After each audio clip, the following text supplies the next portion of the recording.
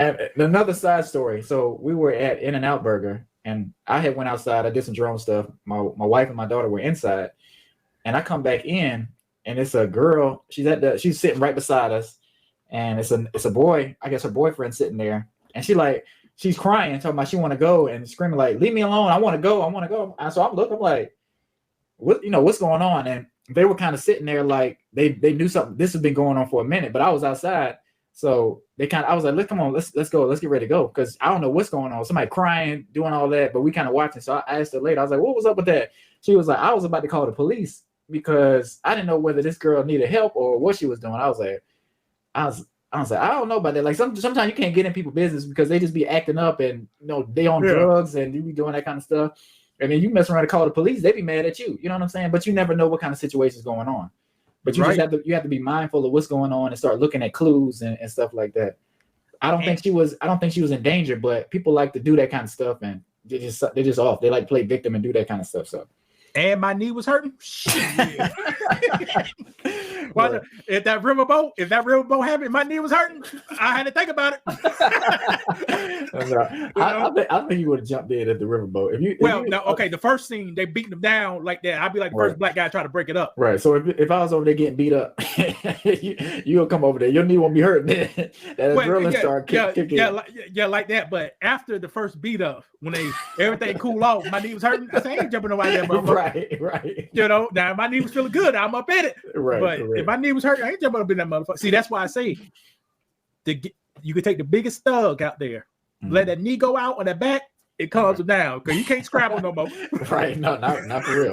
That's when people turn to the guns. But now this stuff is really good. And I think it's a lot of good information in the Bible, but we tend to forget about the Bible. Look at your camera. Your camera looks smooth now for some reason.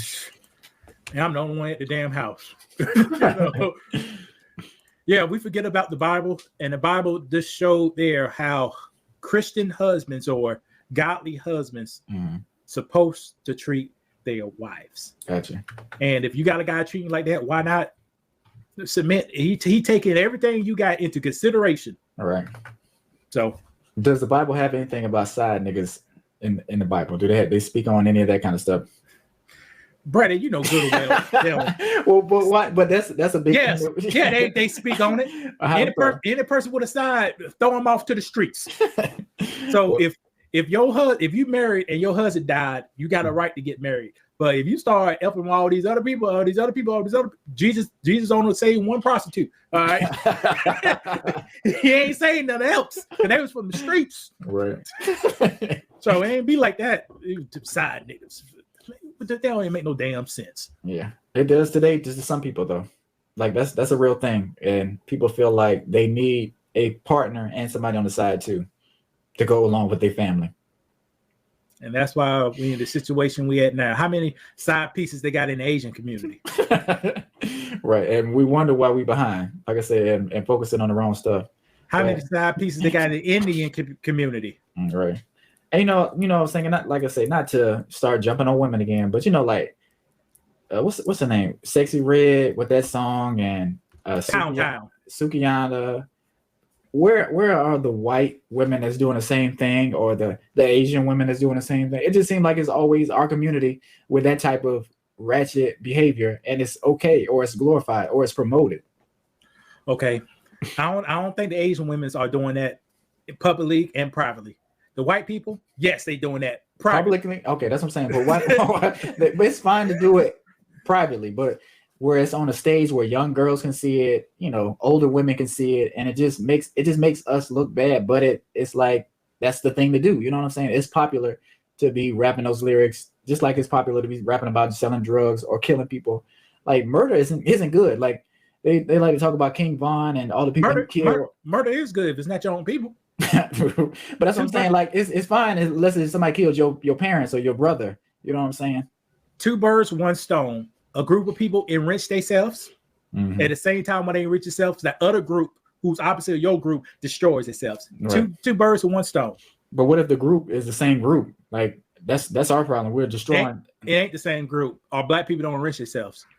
When McMill get $1, his record company made $1,000, so he probably get. So that's not enriching yourself, getting crumbs, Brandon. No, it's not. But they make it seem like it is, and they push that and they make it like, oh, this is the path you should go. But even the people that they're giving the change to, the cars to, like with Cadillac Records, they'll give you a Cadillac and make you feel like you was up, you was winning. Meanwhile, the record company is making all the money and not really doing all the work. They're not on the road performing every night. They're not. Go ahead. What you gonna say? Drake, my opinion, Drake is probably the only rapper that's really getting paid. Okay. Because his backing and his business, his backing, his business are probably all linked. The publishing, the distribute, he probably got a hands in everything. And based on his beliefs, he got a pass to do it. Yeah. I'd say he's the only one. Nobody else is doing it. They are not allowed to do it. Yeah. And I guess it's people making money, but they're not really making a lot of money off of their music, if that makes sense. Like YouTube is a big thing, right, Brandon? Mm-hmm. It is. Who do you think who make the most money? Google? On YouTube? No, Google versus the biggest YouTube channel. Who do you think to make the most money? For you? Google, for sure. Why? Why is that? Because it's a company that's making money off of searches. Every time you search, I'm pretty sure they get a percentage of it. Like, just imagine how many people are using the search engine. And like I said, it's probably tied. Their search engine is probably tied to YouTube in a way that they're getting a percentage or getting a piece. Google is YouTube. That's what I'm saying. Yeah, that's what I'm saying. So every time you search for something, every time we're on there, every time videos are being played, Google's getting money. All right, before we leave,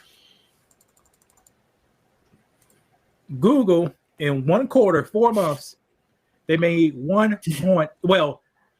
they are valued at, hold on, let me get it better.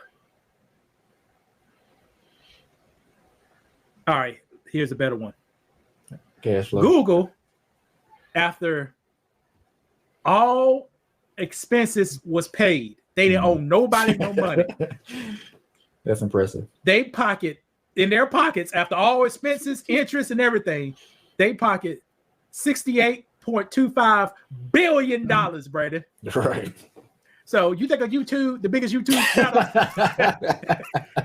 in 4 months, is making $68.26 billion. There you go. So the rappers are the YouTube channels. The big corporation is Google. YouTube channels, they're making $100,000 a month. This place making $20 billion a month. Correct. And there you go. And they ain't doing the work. They just supplying the network. Yeah. Me and Brandon doing the work, being up here for 2 hours. Well, an hour on here, but an hour before. Right.